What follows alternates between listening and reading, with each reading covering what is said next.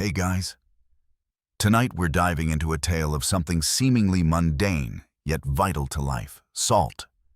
Not the kind you sprinkle on your fries, but the kind that medieval people relied on for so much more than just flavoring their meals. Imagine yourself in the middle of the Middle Ages, where everything from preserving food to paying taxes hinged on this white, crystalline substance. Now, I know what you're thinking. Salt, really.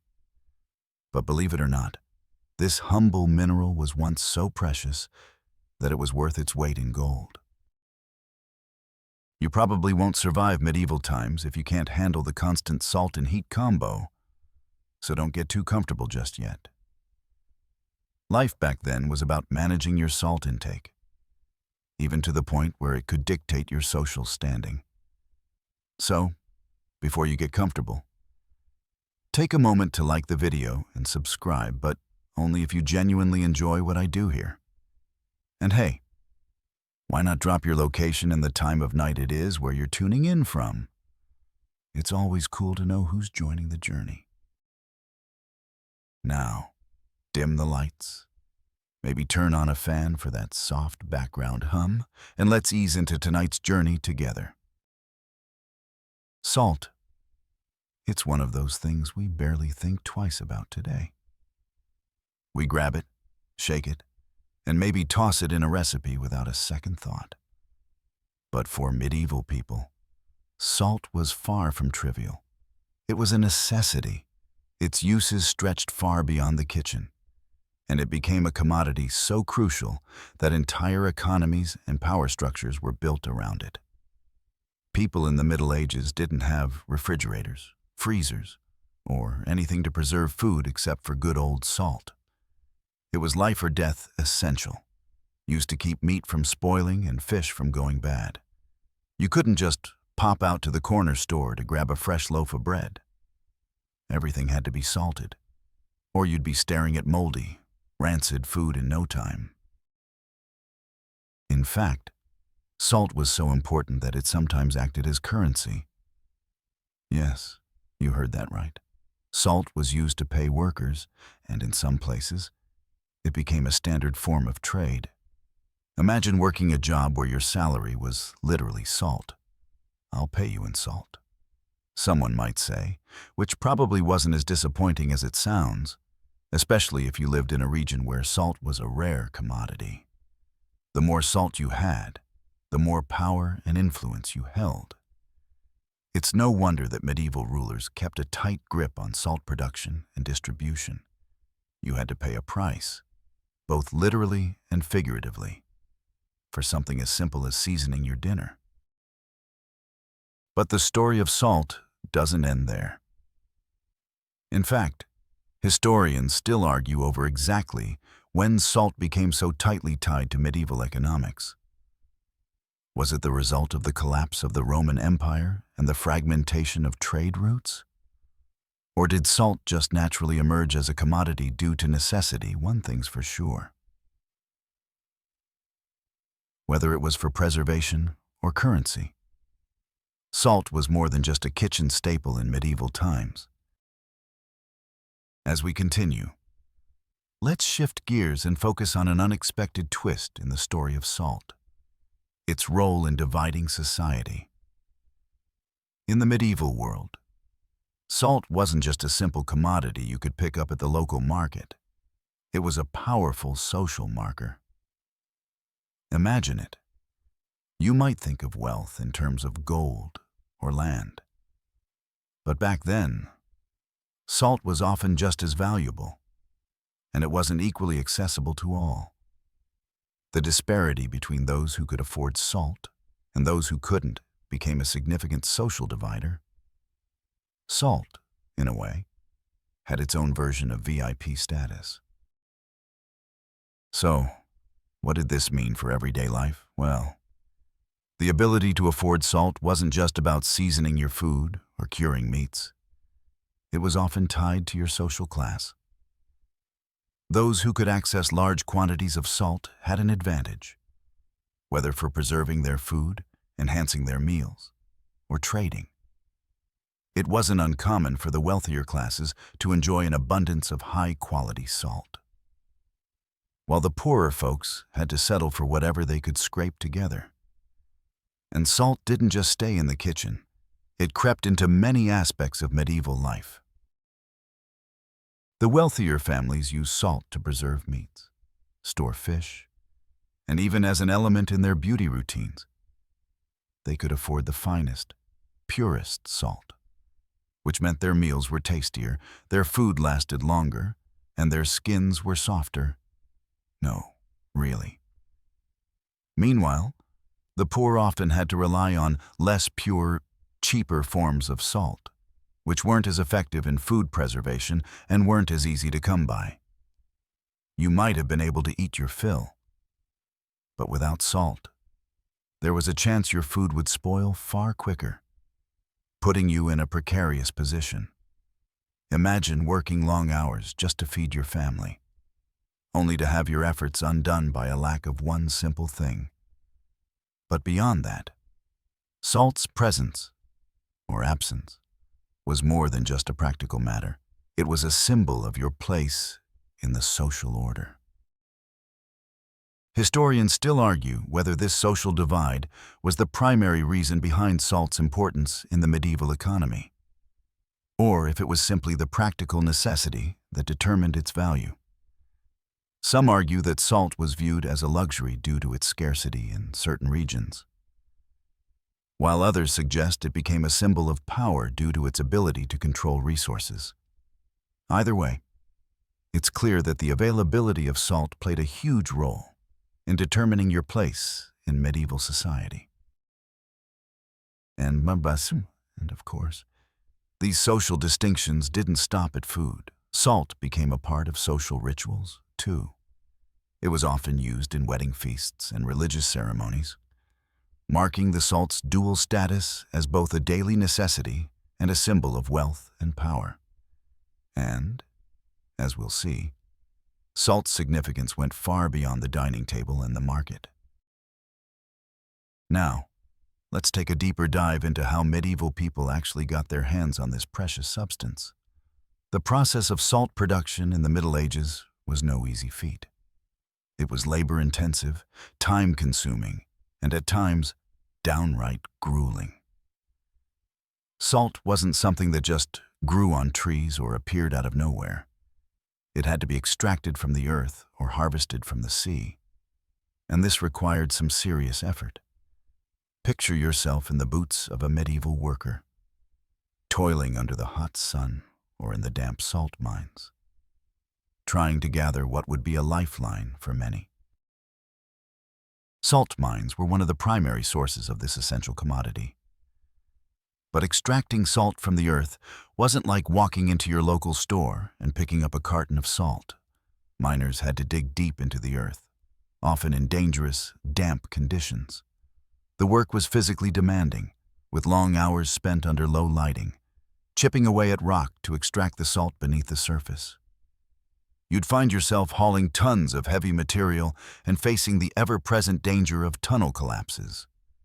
Even the best mines weren't guaranteed to last, as many became exhausted after decades of use. Then, there were the salt pans. In coastal regions, workers would use shallow ponds to evaporate seawater and extract salt.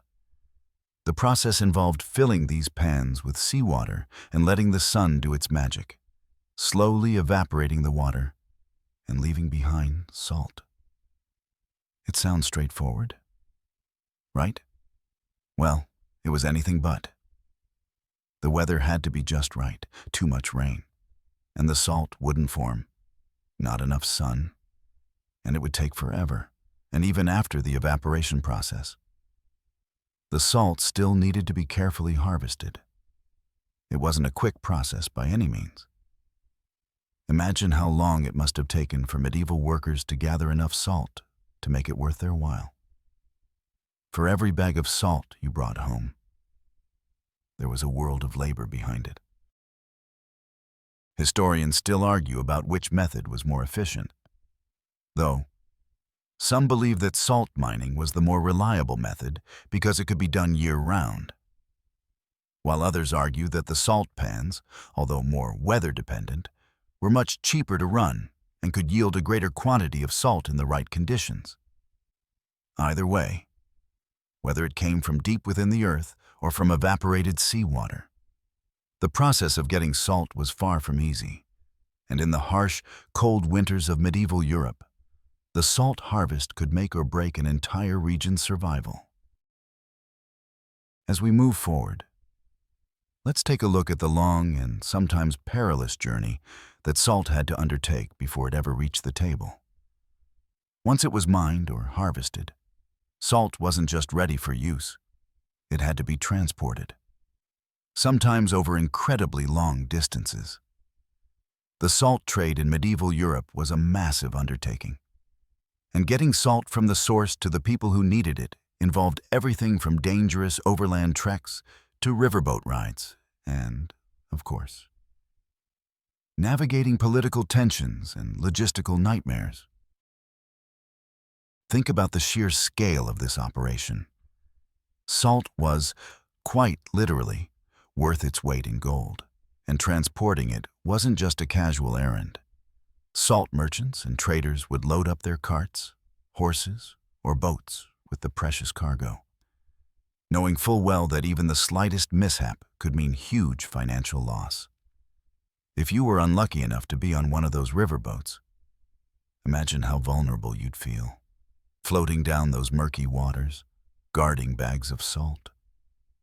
If thieves caught wind of your cargo, or worse, if there was an accident that ruined the salt, you might not make it back in one piece.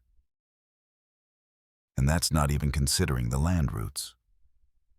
Overland travel was slower, and with so many dangers to navigate, bandits, harsh weather, rough terrain, it wasn't a safe bet. Merchants had to constantly be on the lookout for any signs of trouble, from hostile territories to unexpected weather patterns that could delay or destroy the goods. These routes often wound through dangerous forests, over mountainous landscapes, and along winding paths where the salt would have to be hauled by men, horses, or even pack animals. The farther you were from the source of the salt, the more dangerous and expensive the journey became. Not only did the transporters face these risks, but they also had to pay tolls and bribe officials in various territories, just to make sure they could pass through safely. Salt merchants were sometimes at the mercy of local rulers or feudal lords who could charge them extra fees or steal their goods. Historians still argue whether the salt trade was more profitable by land or sea. Some say the sea routes, though more dangerous due to pirates and storms, were far quicker and could carry more salt. Others believe that the overland routes, while slower and fraught with risks, were more reliable and offered a more stable profit margin over time. Either way, the complexity of transporting salt was not something to be underestimated. The trade routes for salt were central to the medieval economy and shaped the development of cities and nations. For centuries, these routes would define how salt spread across Europe, reaching places where it was a luxury and others where it was a staple. As we venture deeper into the medieval salt story, it's impossible to ignore one of the most surprising and frustrating aspects of salt's history: taxes. Yes, you read that right. Salt wasn't just a precious resource that people fought over. It was also a tool used by rulers to line their pockets. Salt taxes, one of the most widespread medieval levies, became a major source of revenue for kings and lords across Europe. But, like any good tax, it wasn't exactly welcomed with open arms. Imagine this. You live in a medieval village, and the salt you rely on to preserve your food and survive through the winter now comes with a hefty tax. Not just a little fee here and there, but a full-on, government-mandated toll that increased the cost of something essential to your life. The salt tax wasn't just annoying, it could be devastating. People needed salt for so many daily tasks, preserving meat, curing fish, and even for hygiene and medicinal purposes. Suddenly, that small container of salt could cost a lot more than you bargained for. In some cases, entire towns and villages became dependent on salt for trade, and the tax imposed on it sent ripples through local economies. One famous example is the gabelle in France. The gabelle was a salt tax that became a notorious symbol of royal oppression. The French monarchy, in desperate need of funds, decided that taxing salt would be a quick way to fill the treasury. The tax burden was so heavy that it sparked widespread protests.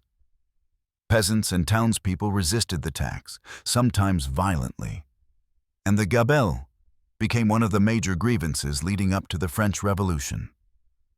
And the worst part, it wasn't even a flat rate. The salt tax was often arbitrary and dependent on where you lived, which meant that some regions paid far more than others, creating a deep sense of injustice among the common folk.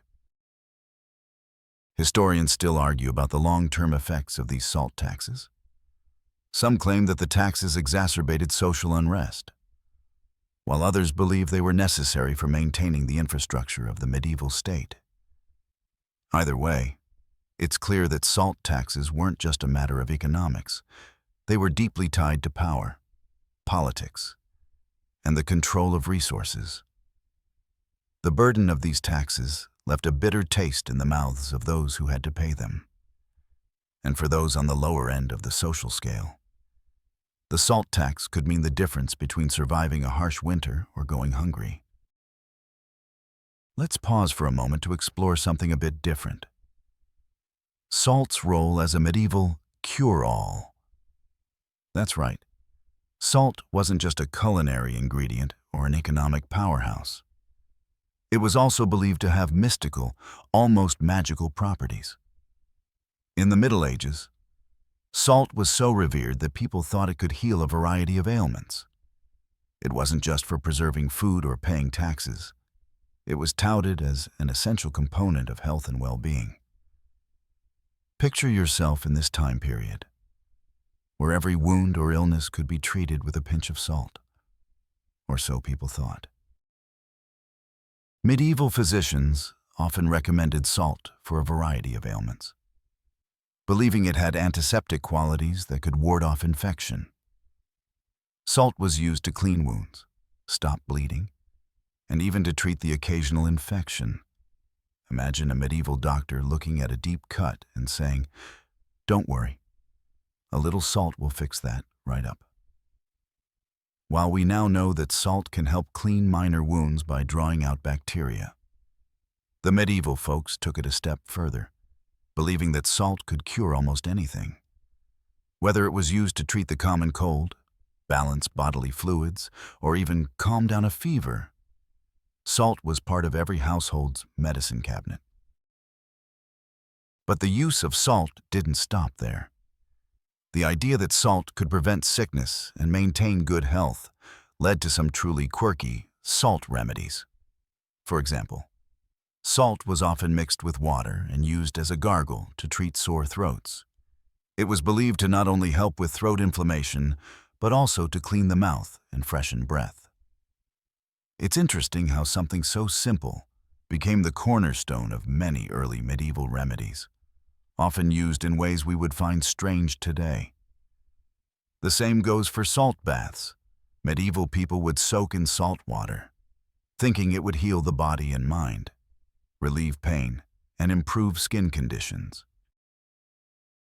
Historians still argue whether salt's role in medieval medicine was overhyped or if it genuinely helped in some cases. There are those who argue that salt's antibacterial properties were at least partially effective, while others believe it was mostly superstition. But no matter where you land on the debate, it's clear that salt's medicinal use became deeply ingrained in medieval culture. It was more than just a commodity. It was believed to have the power to heal, protect, and preserve life in ways that modern medicine now finds laughable. Let's now shift gears again to examine one of the most essential ways salt was used in medieval life: food preservation. If you think about it, the entire concept of storing food for the long winter months, when fresh produce was in short supply, was a game changer. And salt was the key ingredient in making this possible. Without refrigeration or modern freezing methods, medieval people had to rely on salt to preserve meat, fish, and even some vegetables. Salt didn't just make food last longer, it gave people the ability to stockpile, which meant that during lean times, you'd still have something to eat. The process of salting meat was one of the oldest preservation methods, and it became even more critical during the Middle Ages when people started living in more densely populated areas. Salting wasn't limited to just pork, beef, or poultry. Fish, particularly cod, was salted in huge quantities. The idea was simple. Salt would draw out moisture from the food, creating an inhospitable environment for bacteria and preventing spoilage. Imagine yourself in a medieval town where the smell of salt-cured fish fills the air, knowing that this fish will last months, if not a whole year, even though it's now totally dehydrated. It's a practice that not only shaped the diet of the era, but also the economy. Towns that were close to salt-rich regions or the sea thrived because they could easily cure and trade salted goods. Historians still argue whether salting was more efficient than other preservation methods available at the time, like smoking or drying. Some believe salting provided a more reliable way to store meat over long periods, while others argue that drying and smoking allowed for a greater variety of preserved foods. However, one thing's for sure: salt preservation was crucial to medieval survival. Without it, communities would have struggled to get through the colder months, and long-distance trade would have been nearly impossible, as so much of it relied on salt-preserved goods. Interestingly, salted foods weren't just a staple for peasants. Wealthier individuals, while they could afford fresher food, also relied on salt to preserve meats for feasts and festivals. In fact, some of the most expensive meats, such as salted hams and cured sausages, were considered luxury items. It wasn't uncommon for a noble to feast on a variety of salted delicacies, showcasing the high status of salt-preserved foods in the upper classes. Now that we've explored salt's importance in preservation and its role in daily life, let's travel a little farther into history and uncover the networks that made the salt trade such a cornerstone of medieval commerce. Imagine yourself back then, not in a quiet village, but on the bustling roads and waterways that formed the lifeblood of the medieval economy. The salt routes, these routes, stretching across Europe and beyond, were responsible for moving salt from the mines and coastal regions to every corner of the continent. Without these routes, entire regions would have been starved of this vital resource, and much of medieval society would have come to a grinding halt. The salt trade was a vast, intricate system that required coordination, protection, and an immense amount of labor. Salt was transported via roads, rivers, and even the seas. Major cities, often situated along rivers like the Rhine or near the coast, became hubs of salt commerce. Venice, for example, flourished because of its access to both the Mediterranean Sea and salt-producing regions. Traders, merchants, and workers all played a part in this web of movement.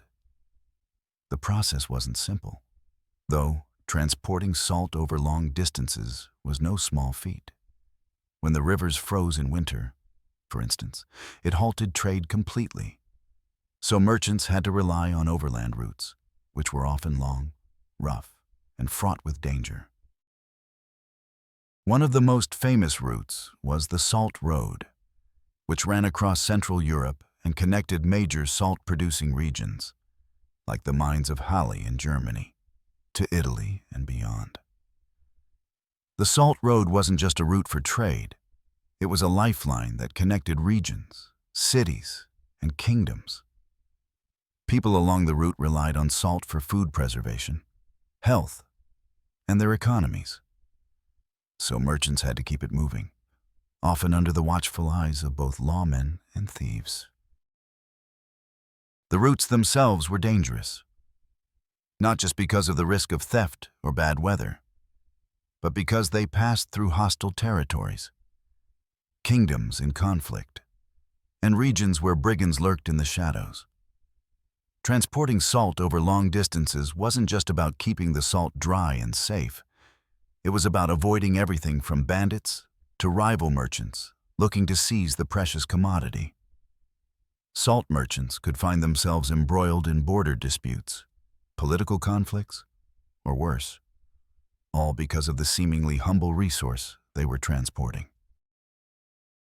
Historians still argue whether the routes driven by the salt trade helped solidify the rise of powerful city-states, or if they merely served as lifelines for already established regions. Some point to the way salt routes shaped the culture and economy of cities like Venice, while others argue that it was the very existence of these routes that allowed the medieval economy to flourish. Either way, the salt trade and its vast network of roads and waterways were integral to the survival and growth of the Middle Ages. As we journey through the importance of salt in the medieval world, let's shift our focus to a more mystical and sacred side of this remarkable substance. Salt wasn't just vital for survival and trade. It also played a key role in religious rituals and spiritual practices. Throughout history, salt has been regarded as a symbol of purity, preservation, and even divine protection.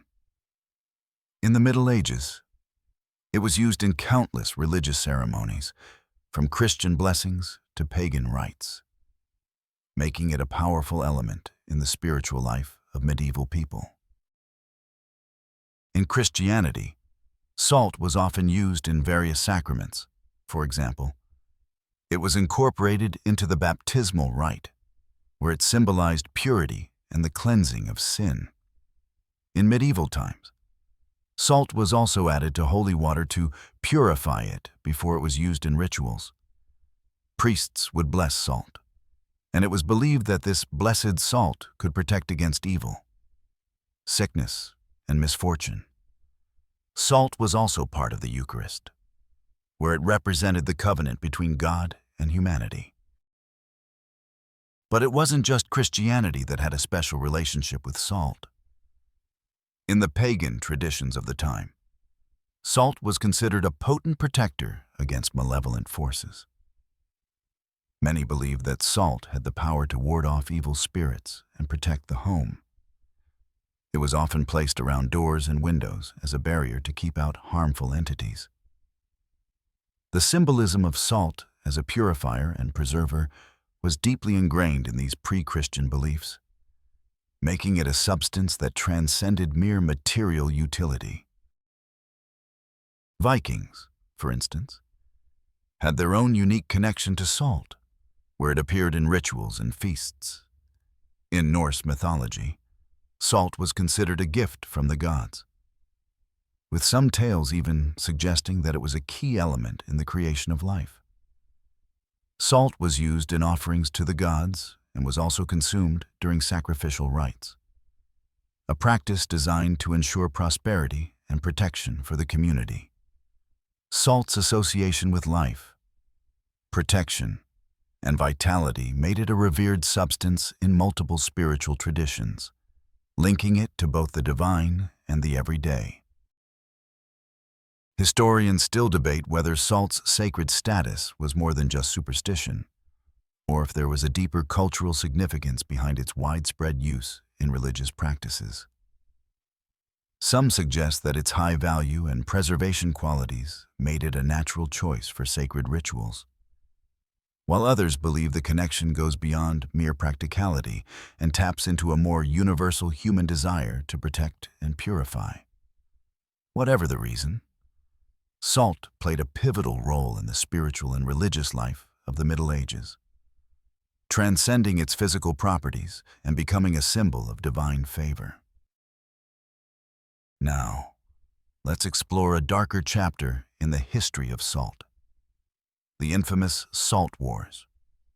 As we've seen, salt was a precious resource, and like any valuable commodity, it became the source of conflict and competition. In the medieval world, control over salt resources could make or break an empire or kingdom. Salt wasn't just an everyday necessity, it was also an economic powerhouse. Nations, rulers, and factions fought fiercely for control of salt mines, salt-rich territories, and trade routes. It wasn't just about obtaining salt for everyday use. It was about controlling a resource that could influence an entire population's survival. One of the most famous examples of salt-related conflict was the War of the Spanish Succession in the early 18th century, which saw the French and Spanish struggle over the control of salt mines in the region of Languedoc. But the Salt Wars didn't just play out on grand political stages. They also occurred on local levels, where small kingdoms or even feudal lords fought over the right to harvest salt. These battles often weren't about territorial expansion or political power in the usual sense. Instead, they centered on the access and control of salt sources, which were essential for trade, preservation, and wealth.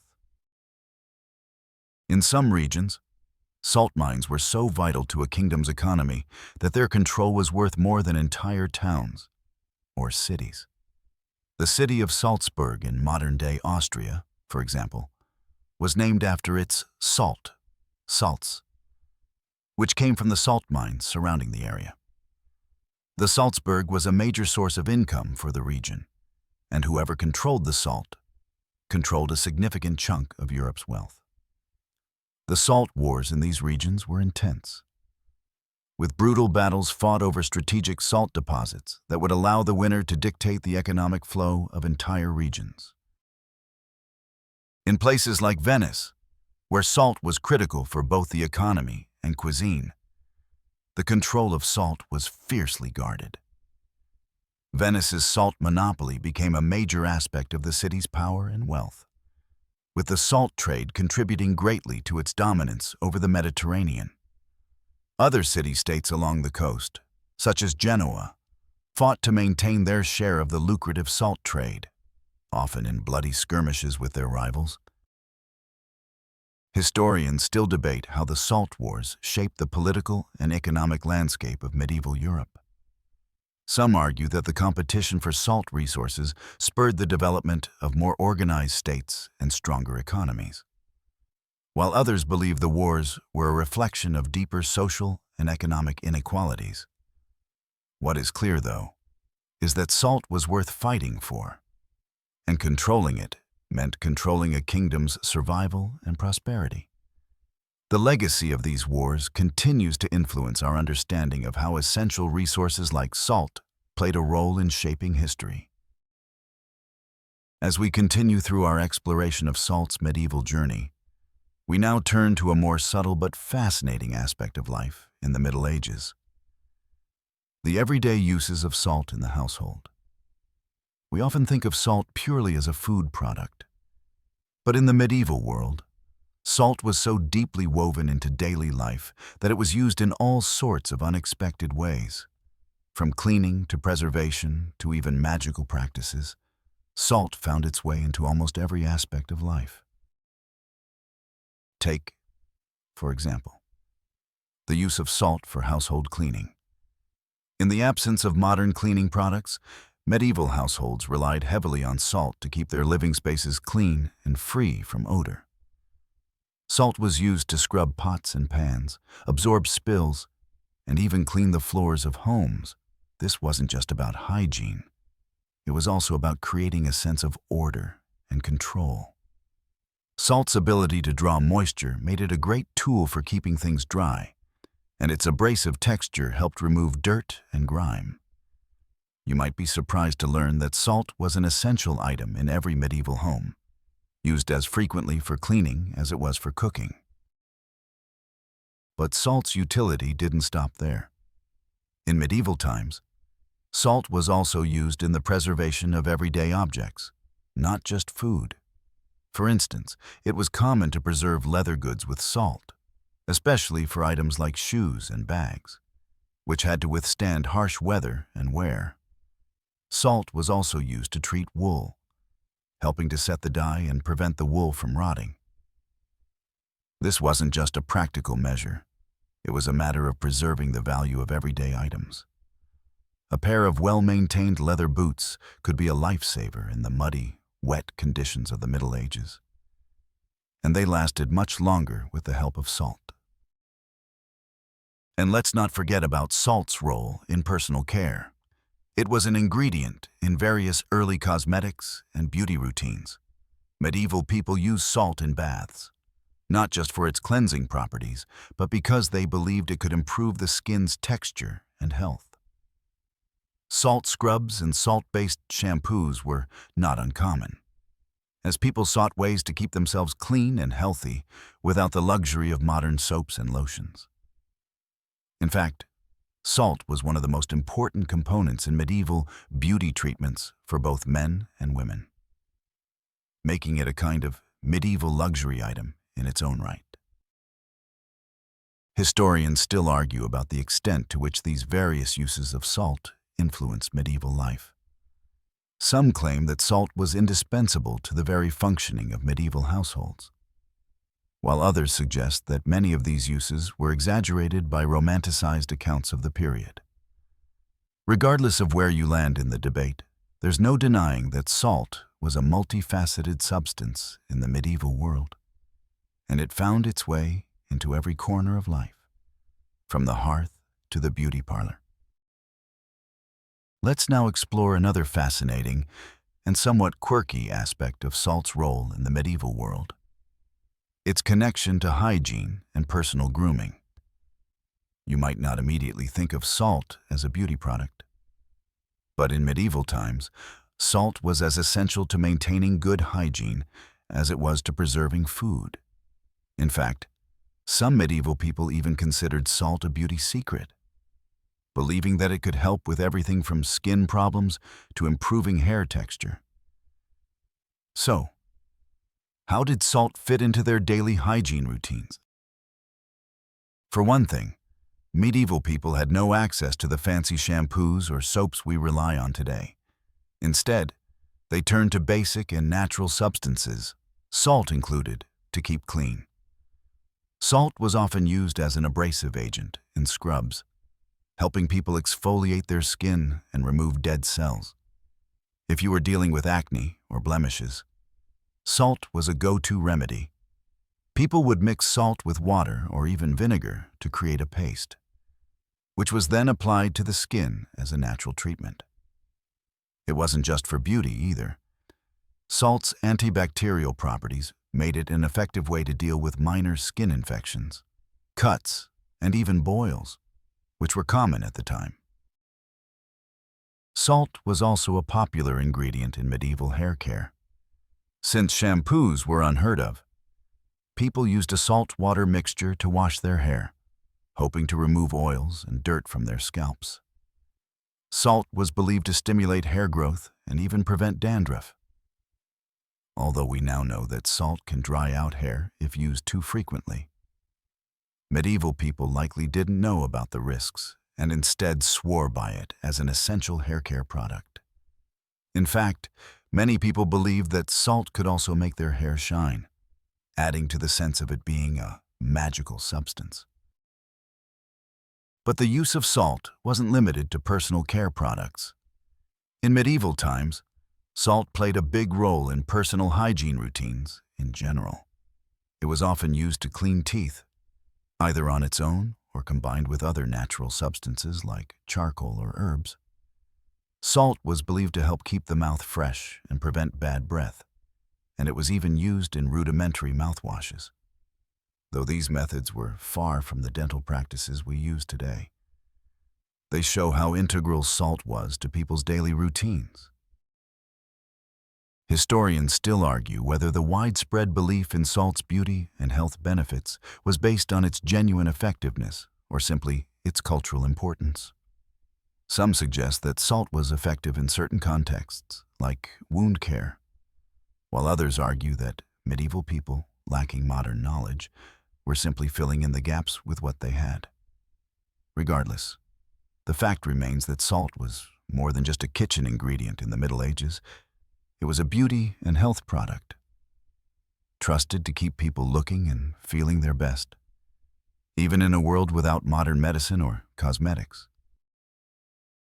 As we continue exploring salt's extraordinary influence, we now find ourselves immersed in a rather peculiar aspect of its history, its connection to superstitions and folklore. Salt was not just a practical or economic resource. It also held a mystical and almost magical significance in the minds of medieval people.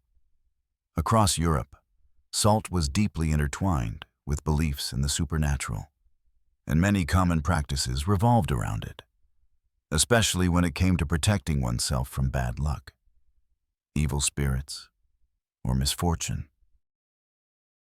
One of the most famous superstitions associated with salt is the belief that spilling salt was an omen of bad luck. Imagine it. You're sitting down to a meal, and whoops, the salt shaker tips over, sending salt scattering across the table. In medieval times, this would have sent a chill down your spine. To reverse the bad luck, people believed you had to throw a pinch of the spilled salt over your left shoulder. The idea was that the left shoulder was where the devil sat, and by tossing the salt there, you would blind him, preventing him from causing harm. This superstition was so deeply ingrained in society that it persisted for centuries and still lingers in modern culture. How many times have you heard someone mutter, "Don't forget to throw the salt over your left shoulder"? But that wasn't the only way salt was used for protection. Salt was also believed to be a powerful deterrent against evil spirits and demons. People would place bowls of salt around their homes or sprinkle salt on the doorsteps to ward off negative energies or supernatural threats. Salt's perceived purity and ability to preserve life made it a natural choice for protection. It was seen as a barrier against the forces of darkness, keeping evil at bay. Even today, some cultures still sprinkle salt around their homes to protect against misfortune, showing how these medieval beliefs have transcended the ages. Beyond this, salt also had a place in rituals and amulets designed to protect individuals. It wasn't uncommon for people to carry small pouches of salt or hang salted items in their homes to ensure safety and luck. In some cultures, salt was even thought to have the power to purify and bless objects or people. This is why it was used in religious ceremonies, as we saw earlier. But it also made its way into folk practices and personal rituals. Historians still debate whether the reverence for salt in folklore was grounded in actual belief or merely a product of its value as a commodity. Some argue that the connection between salt and superstition stemmed from its rarity and preciousness. It was a substance that could preserve life, and therefore it was linked to spiritual protection. Others suggest that it was simply part of the human tendency to attach symbolism to important everyday items. Whatever the reason, salt's role in medieval superstition reminds us that even the most basic substances can carry layers of meaning, connecting the physical and the mystical. As we approach the final stages of our journey through salt's medieval impact, it's time to explore an intriguing and unexpected consequence of salt's prominence, its influence on architecture. That's right. Salt didn't just affect people's health, trade, or religious practices. It also shaped the very design of cities, homes, and and structures throughout the medieval world. The salt trade, and the importance of salt as a resource, left a lasting imprint on the way people built and organized their communities. In areas where salt was abundant, particularly along coastlines or near salt mines, the architecture was often designed with salt's preservation qualities in mind. Salt wasn't just a product, it was woven into the very fabric of daily life. Coastal cities, for example, where salt was easily accessible, often featured large warehouses and storage facilities specifically built to house and preserve vast quantities of salt. These structures were essential for storing the salt needed for preservation and trade, but they also contributed to the architectural development of port towns. Salt storage buildings had to be robust and secure, often made of thick stone to withstand the weight of the salt and prevent it from deteriorating. Even more interestingly, salt's influence spread to cities and settlements along the major salt trade routes. Take, for example, the medieval city of Salzburg, which became a major trading hub due to its proximity to rich salt deposits. Its very name, Salzburg, translates to Salt Castle, reflecting just how central salt was to the town's identity and architecture. The city's forts, warehouses, and walls were built not only to protect the people, but also to safeguard the salt trade. The immense value placed on salt created fortified structures where merchants, workers, and salt storage could be protected from rivals and thieves. Salt was so precious that it justified the construction of castles and walls, underscoring its value not only as a commodity but as a crucial aspect of security. In some areas, the wealth generated by the salt trade even influenced the construction of monumental buildings, like churches and palaces. For instance, in Venice. The money generated from salt taxes and trade allowed the construction of grand buildings, including the famous Doge's Palace, and helped cement the city's reputation as a powerful and wealthy state. Salt's influence went beyond just practical uses. It was integral to the social and political life of cities, and its wealth contributed to the cultural development of these places. Salt money allowed cities to build infrastructure that would not have been possible otherwise, fostering both economic prosperity and artistic achievement. Historians still debate the extent to which salt influenced the development of architecture in medieval Europe. Some argue that the construction of salt storage facilities and trade routes helped foster the growth of certain urban areas, while others suggest that the wealth generated by salt merely allowed for the continuation of urban development in already established cities. Regardless of the specifics, one thing is clear: salt was essential to the design and development of cities, leaving a legacy that can still be seen today in the structures and fortifications of medieval towns. As we reach the final stretch of our salty journey, it's time to reflect on the enduring legacy of salt and its impact on medieval society, and even our modern world. While salt may not seem like a game changer in today's world of processed foods, refrigeration, and fast transportation, its role in shaping the Middle Ages cannot be overstated. Salt was the foundation of entire economies. It influenced politics, it drove wars, and it affected how people lived, worked, and interacted.